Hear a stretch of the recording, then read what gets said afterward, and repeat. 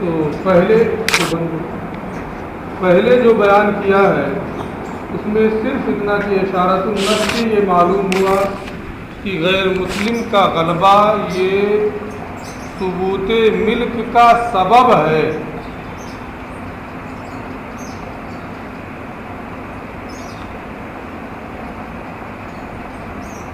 یہاں جو بتا رہے ہیں تفریع میں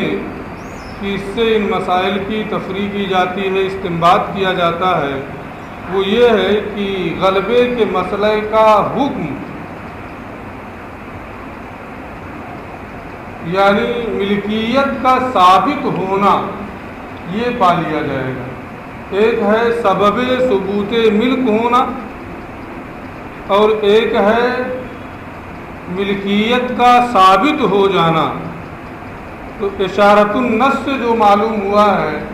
وہ یہ ہے کہ استیلاء کفار یہ ثبوت ملک کا سبب ہے. اسی وجہ سے مہاجرین کو فقراء کہا گیا. یہاں جو بتایا جا رہا ہے تفریع میں وہ یہ ہے کہ استیلاء کے مسئلے کا حکم جو ہوتا ہے یعنی ملکیت کا ثبوت، مالک ہو جانا، اس مسئلے کی اس کی تفریع ہوگی، کیونکہ جب سبب پایا جا رہا ہے ثبوت ملک کا تو ملکیت پالی جائے گی. وہ یخرج منہ، اور اس سے ان مسائل کی تفریع اور استنباط کیا جاتا ہے. الحکم فی مسئلۃ الاستیلاء،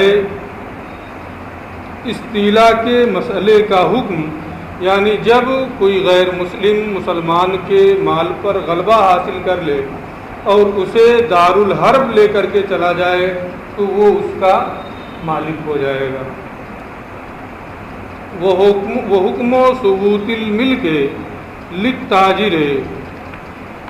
بالشراء منہ.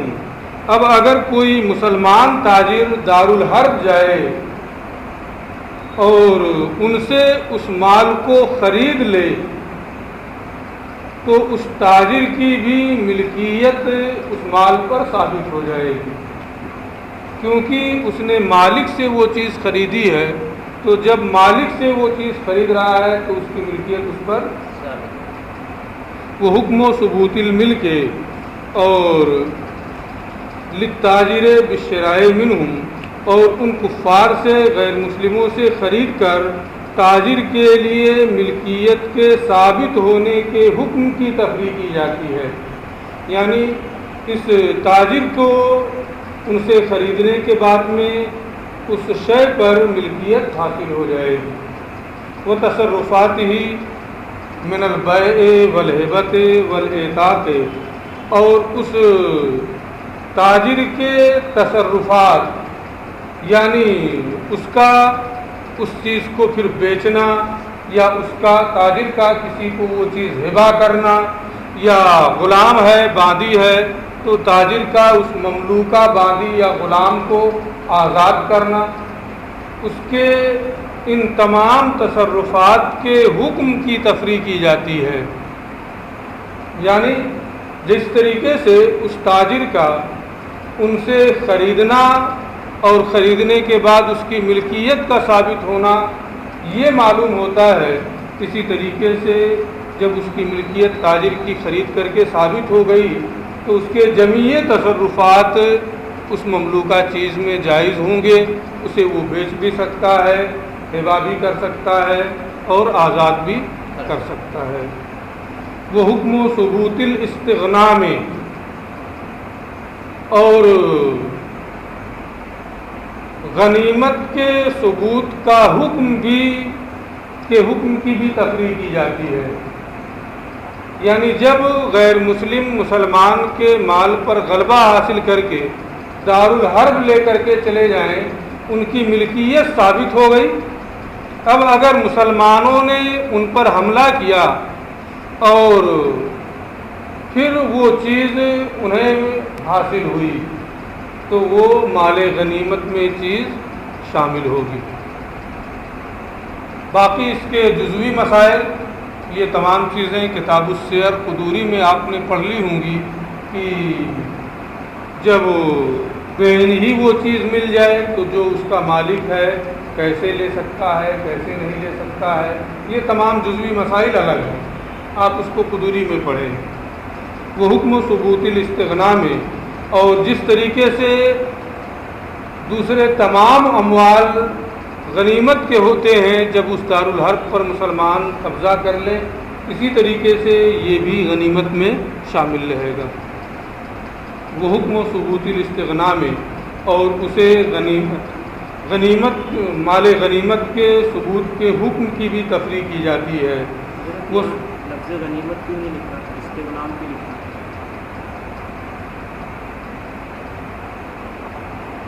استغنام طلب غنیمت، ظاہر سی بات ہے کہ جو غنیمت ہے نا، اس میں بھی طلب کا معنی پایا جاتا ہے، لیکن اس کو غنیمت کہہ دیا جاتا ہے ملنے کے بعد نا، اور استغنام کہا جاتا ہے جب اس کی طلب کی جا رہی ہے، یعنی جب مسلمان ان پر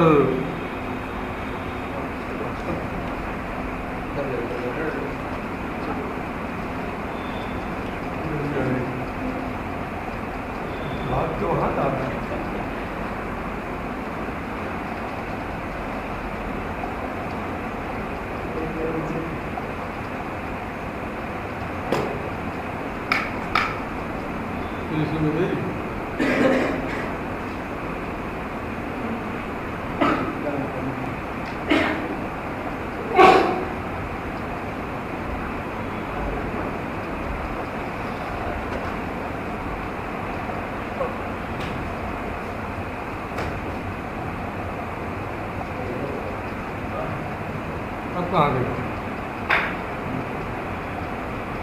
چلو گھر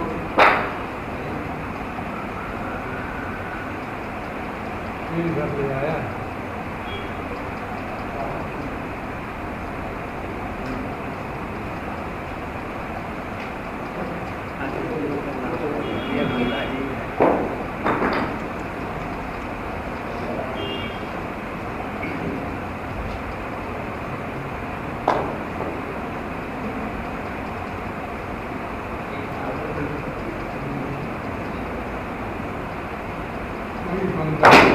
پکڑ کر کے پھینک دیتا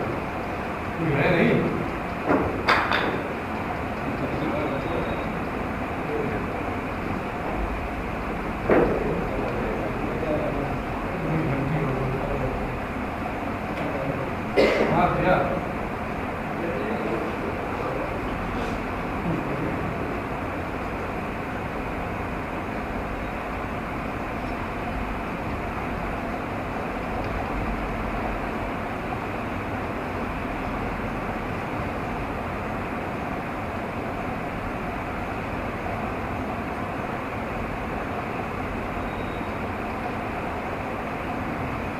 وہ حکم ثبوت الاستغنا میں اور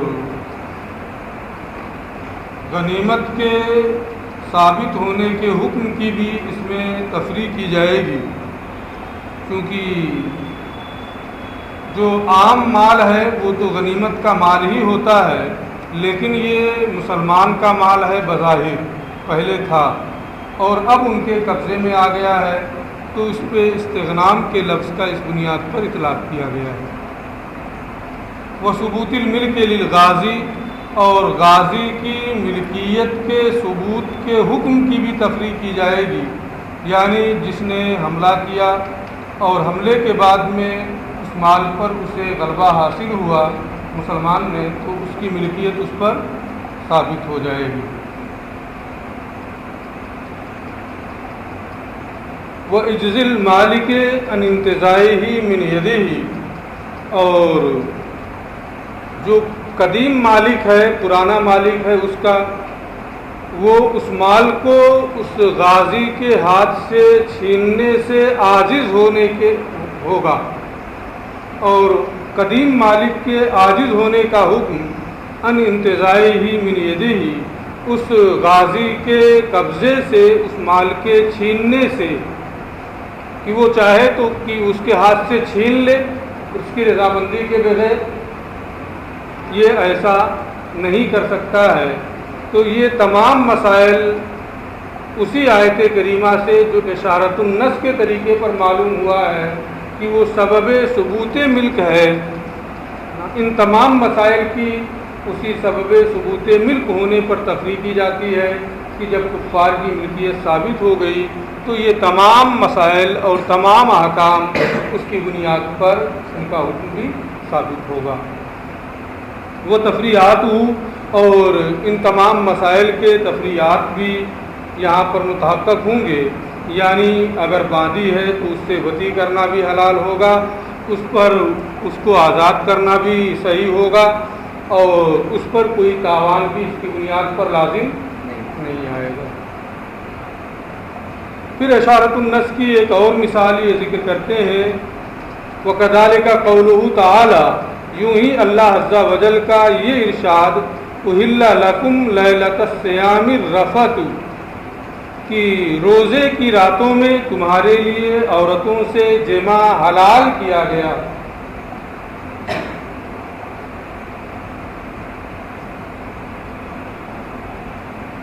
اِلَىٰ قَوْلِهِ تَعَالَىٰ ثُمَّ أَتِمُّوا الصِّيَامَ إِلَى اللَّيْلِ، ارشاد الہی ثُمَّ أَتِمُّوا الصِّيَامَ إِلَى اللَّيْلِ تک، یعنی پوری آیت کریمہ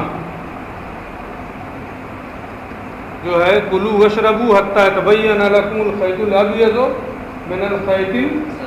الاسود، تو یہ پوری آیت کریمہ جو ہے اس میں یہ ہے کہ جماع کی روزے کی راتوں میں شوہر اپنی بیوی سے جماع کر سکتا ہے، جماع کرنا حلال ہے، اور یہ مباشرت کرنا یا کھانا اور پینا پوری رات جائز ہے، صبح صادق کے آغاز ہونے تک مباشرت، کھانا پینا، یہ امور کیا ہیں؟ جائز ہیں۔ اور پھر اس کے بعد میں اللہ عز و جل نے یہ ارشاد فرمایا ہے ثم اتموا الصیام الی اللیل، پھر روزوں کو رات تک پورا کرو۔ تو یہ آیت کریمہ جو لائی گئی ہے وہ اس لیے کہ روزے کی راتوں میں جماع کرنا حلال ہے، روزے کی راتوں میں کھانا پینا یہ حلال ہے، اور اخیر میں یہ فرمایا گیا ثم اتموا الصیام الی اللیل، تو عبارت النص تو یہ ہے کہ کھانا پینا اور جماع روزے کی راتوں میں حلال ہے۔ اب فَالْإِمْسَاكُ فِي أَوَّلِ الصُّبْحِ يَتَحَقَّقُ مَعَ الْجَنَابَةِ، تو صبح کے ابتدائی حصے میں یعنی صبح صادق کے آغاز میں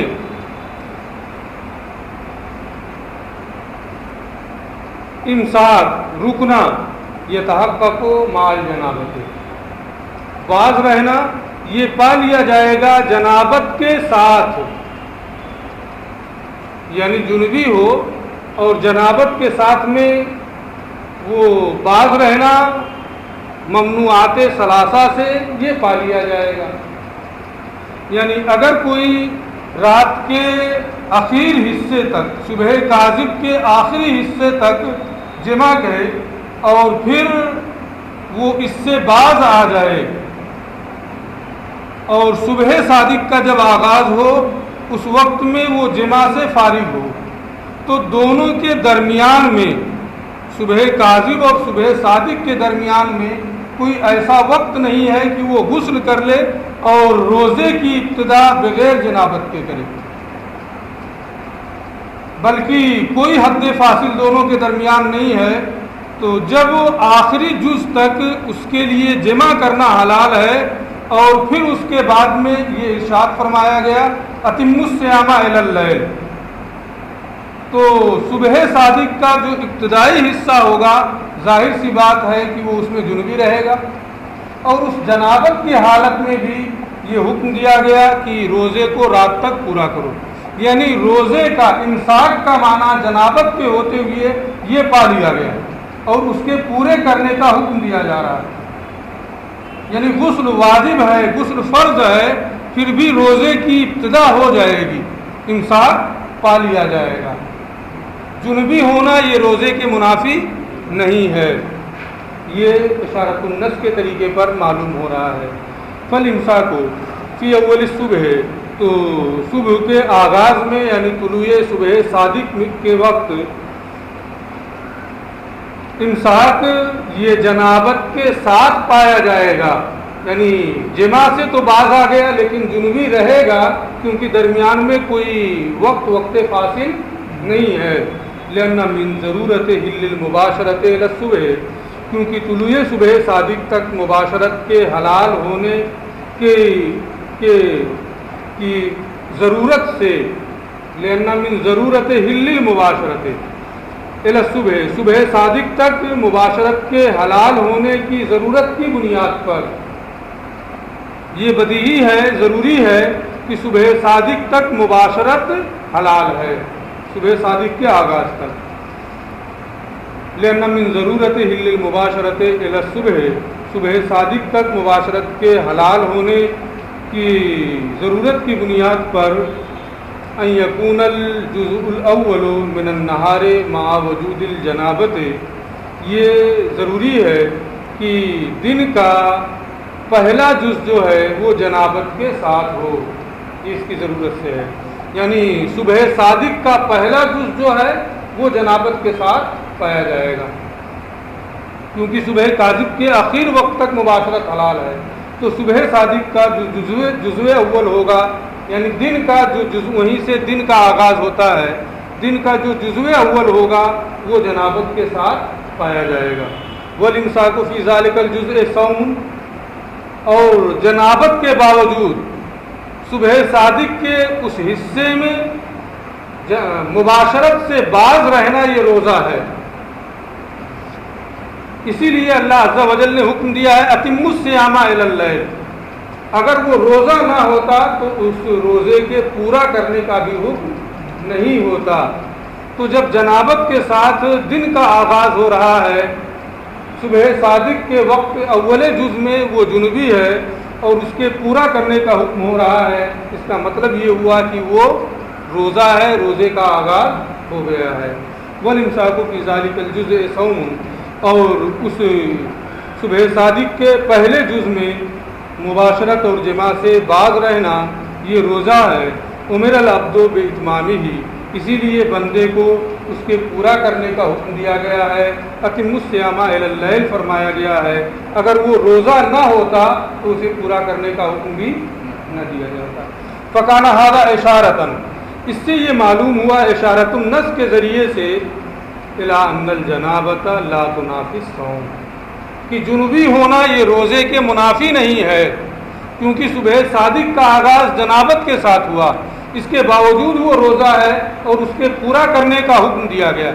اگر جنوبی ہونا یہ روزے کے منافی ہوتا تو یہ روزہ نہ ہوتا اور اسے پورا کرنے کا بھی حکم نہیں دیا جاتا۔ اس کے پورا کرنے کا حکم دیا جانا یہ اس بات کو ضروری قرار دیتا ہے کہ وہ روزہ ہے اور جنابت کے ہوتے ہوئے روزے کا آغاز ہو گیا۔ فکان ھذا اشارۃ، تو اس میں اس بات کی طرف اشارہ ہے کہ جنابت یہ صوم کے منافی نہیں ہے، جنوبی ہونے کے باوجود بھی روزہ متحقق ہو جائے گا۔ اور جب آدمی جنوبی ہو تو جنابت کے ارکان میں سے کلی کرنا اور ناک میں پانی چڑھانا بھی ہے۔ اس کے بارے میں یہ کہتے ہیں جب جنابت کے ارکان میں سے کلی کرنا اور ناک میں پانی چڑھانا بھی ہے، لازم من ذالک ان المضمضۃ والاستنشاق لا ینافی بقاء الصوم، اس سے یہ بات بھی لازم آئی کہ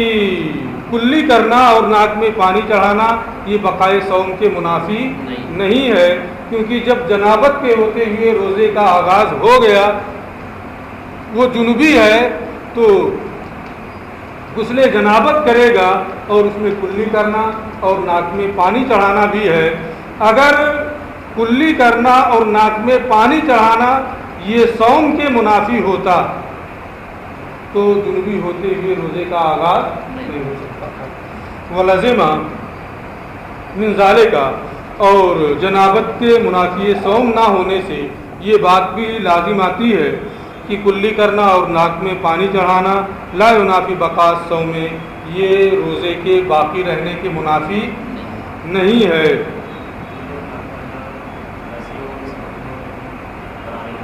تو بار بار پڑھ چکا ہے، احتیاط کے ساتھ کریں گے، ہے نا، احتیاط کے ساتھ کریں گے کہ پانی بھی پہنچ جائے اور اندر پانی بھی نہ جائے۔ سانس کھینچیں گے، سانس لیں گے کہ ایسی بس چلا کے چھوڑ دیں؟ اگر احتیاط کے ساتھ کھینچ سکتا ہے تو کھینچ بھی لیں، لیکن نرم ناک کے جو نرم حصہ ہے اس کے ہر جز تک پانی کا پہنچنا ضروری ہے، جیسے بھی پہنچے احتیاط کے ساتھ کرے۔ اگر صرف ایسے ہی لے کے چل دیا تو اگر ناک کے نرم حصے تک نہیں پہنچا تو غسل نہیں ہوگا، ٹھیک ہے، ایسے کر کے چھوڑ دیا اس سے غسل نہیں ہوگا، اس کو استنشاق نہیں کریں گے۔ وَيَتَفَرَّغُ مِنْهُ، اور جب مزمزہ استنشاق یہ روزے کے منافی نہیں ہے، ظاہر سی بات ہے ہمیشہ آدمی کلی کرنا غسل کرتا ہے تو میٹھے پانی ہی سے نہیں کرتا ہے بلکہ بسا اوقات کھارے پانی سے بھی غسل کرنا پڑتا ہے۔ جب کھارے پانی کو منہ میں لے گا تو اس کی ملاحت بھی محسوس ہوگی، حلق سے نیچے نہ جائے روزہ پر کوئی فرق نہیں پڑے گا، لیکن حلق سے نیچے جائے گا تو روزہ ٹوٹ جائے گا۔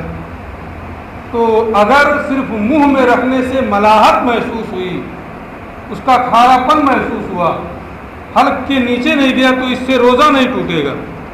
اس سے یہ بھی معلوم ہوا کہ اگر کوئی صرف چکھ لے زبان پر رکھ کر کے اور اندر نہ جائے تو اس سے روزہ فاسد نہیں ہوگا، لیکن بلا ضرورت ایسا کرنے کی ضرورت نہیں ہے، جائز نہیں ہے۔ وَيَتَفَرَّغُ مِنْهُ، اور اس سے اس مسئلے کی تفریح ہوتی ہے أَنَّ مَنْ ذَاقَ شَيْئًا بِفَمِهِ، کہ جو اپنے منہ سے کسی چیز کو چکھے لم یفسد صومه، تو اس کا روزہ فاسد نہیں ہوا۔ فَإِنَّهُ لَوْ كَانَ الْمَاءُ مَالِحًا، کیونکہ اگر پانی کھارا ہوگا يَجِدُ طَعْمُهُ عِنْدَ الْمَضْمَضَةِ، تو کلی کے وقت میں وہ اس کا ذائقہ محسوس کرے گا۔ وَلَا يَفْسُدُ بِهِ الصَّوْمُ، اور اس سے روزہ فاسد نہیں ہوتا ہے۔ لہذا اس سے معلوم ہوا کہ اگر کوئی صرف چکھنے کے لیے زبان پر کوئی چیز رکھ لے تو اور اس کا ذائقہ حلق کے نیچے نہ جائے تو اس کا روزہ فاسد نہیں ہوگا۔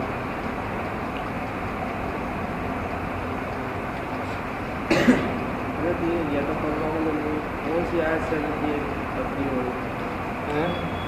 اگر کس آیت سے یہ مسئلہ نکل رہا ہے کہ چکھ لے گا تو وہی تو سمجھا رہا ہوں اتنی دیر سے کہ اشارت النص سے یہ معلوم ہوا کہ جنابت یہ منافی صوم نہیں ہے،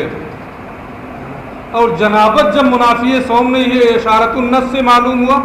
تو اسی سے یہ بھی معلوم ہوا کہ کلی کرنا اور ناک میں پانی چڑھانا بھی منافی صوم نہیں ہے، کیونکہ جب جنوبی ہے تو غسل جنابت اس پر واجب ہے، کلی کرے گا کھارے پانی سے تو اس کا ذائقہ محسوس ہوگا، ہے نا، اور جب کھارے پانی سے کلی کرے گا اس کا ذائقہ محسوس ہوگا، اور یہ جنابت کے لیے کرنا ہی ہے کیونکہ ارکان غسل سے ہے وہ۔ تو جب کھارے پانی کا کھارا پن محسوس ہوا اور وہ اس آیت کریمہ کی بنیاد پر منافی صوم نہیں ہوا، تو ایسے ہی کوئی چیز چکھ لے تو اس کا بھی ذائقہ ہی محسوس ہوگا، جیسے کھارے پانی کا کھارا پن محسوس ہوا ہے۔ تو جیسے وہ ناقض صوم نہیں ہے، منافی صوم نہیں ہے، ایسے ہی یہ بھی منافی صوم نہیں ہو۔ یا اور کچھ پوچھنا ہے؟ وہ علماء منہ ہو، اور اس آیت کریمہ سے اللہ کے اس ارشاد سے اتم الصیام الی اللیل سے یہ بھی معلوم ہوا کہ احتلام کا حکم احتجام کا حکم ادھان کا حکم، کہ احتجام سے ادھان سے روزہ فاسد نہیں ہوگا، کیونکہ اشیاء ثلاثہ سے باز رہنے کا، اشیاء ثلاثہ کے بعد باشرہن کلوا واشربوا، ہے نا، ان کو ذکر کرنے کے بعد اللہ عز و جل نے یہ ارشاد فرمایا اتم الصیام الی اللیل، کہ روزے کو رات تک پورا کرو۔ تو اس آیت کریمہ میں انہی اشیاء ثلاثہ سے امساک کو روزہ کہا گیا، ان تین چیزوں سے باز آ جاؤ، کھانے پینے اور جماع سے باز آ جاؤ اور اس روزے کو پورا کرو۔ احتلام میں ان تینوں چیزوں میں سے کوئی چیز نہیں ہے، اور احتجام میں، پوچھنا لگوانے میں ان تین چیزوں میں سے کوئی چیز نہیں ہے، تیل لگانے میں ان تین چیزوں میں سے کوئی چیز نہیں ہے۔ لہذا جب اتم الصیام الی اللیل یہ فرمایا گیا ہے اور اس کے بعد فرمایا گیا کہ ان تین چیزوں سے باز رہو، مباشرت، کھانا اور پینا، اور جب ان تینوں میں سے کوئی بھی ان میں نہیں پائی جاتی ہے تو اس سے روزہ بھی فاسد نہیں ہوگا۔ لأن الکتاب، اب اس میں ایک چیز احتجام والی ہے کہ اس کے بارے میں حدیث میں آیا ہے افطر الحاجم والمحجوم، پوچھنا لگانے والا اور لگوانے والا دونوں کا روزہ ٹوٹ گیا۔ اس کا معنی صرف یہ ہے کہ وہ ٹوٹنے کے قریب ہو گیا، کیونکہ جو پوچھنا لگاتا ہے وہ خون کو کھینچتا ہے منہ لگا کر کے، اس میں جو آلہ آتا ہے آلے کو لگا کر، تو اس کا اندیشہ ہوتا ہے کہ اس کے حلق کے نیچے چلا جائے، اس لیے اس کے روزے کے ٹوٹنے کا حکم دیا گیا کہ روزہ ٹوٹنے کے قریب ہو گیا۔ اور جو پوچھنا لگواتا ہے خون نکلنے کی بنیاد پر اس کے اندر نقاہت اور کمزوری آ جاتی ہے تو اندیشہ ہوتا ہے کہ وہ بھی روزہ توڑ دے۔ تو حدیث میں جو فرمایا گیا ہے افطر الحاجم والمحجوم، اس کا معنی یہ ہے کہ روزہ ٹوٹنے کے قریب ہو گیا۔ لأن الکتابہ، کیوں یہ مسئلہ اس سے معلوم ہوا؟ لأن الکتابہ لما سمى الامساک اللازمہ بواسطۃ الانتہاء عن الاشیاء الثلاثۃ المذکورۃ فی اول الصبح صوما، کیونکہ جب قرآن مقدس میں اللہ عز و جل نے اس امساک کو روزہ قرار دیا، روزے کا نام دیا، لما سمى الامساک صوما، نیچے صوما آ رہا ہے، جب اللہ عز و جل نے اس امساک کو روزے کا نام دیا اللازمہ بواسطۃ الانتہاء عن الاشیاء الثلاثۃ المذکورۃ فی اول الصبح، جو صبح صادق کے وقت میں مذکورہ تینوں چیزوں سے باز رہنے کے واسطے سے لازم ہے، یعنی کھانے پینے اور جمع کرنے سے، تو ان تین چیزوں، مذکورہ تین چیزوں سے باز رہنے کے واسطے سے جو امساک لازم ہے اللہ عز و جل نے اسے صوم قرار دیا ہے، اسے روزہ قرار دیا ہے، یعنی ان تین چیزوں سے باز ہے تو وہ کیا ہے؟ روزہ ہے۔ علماء، اس سے معلوم ہوا ان رکن الصوم یتم بالانتہاء عن الاشیاء الثلاثہ، کہ روزے کا جو رکن ہے وہ ان اشیاء ثلاثہ سے باز رہنے سے پورا ہو جاتا ہے۔ اگر ان اشیاء ثلاثہ سے باز رہنا ہے تو روزہ کام ہے۔ احتلام اور ادہان، ان تینوں چیزوں میں اشیاء ثلاثہ سے باز رہنا پایا جاتا ہے، اس لیے یہ روزے کے منافی نہیں ہوگا اور ان کے باوجود بھی روزے کا حکم ثابت رہے گا۔ ایک صفحہ نہیں ہوا ہے؟ ہو گیا؟ تھوڑا سا اور ہو گیا۔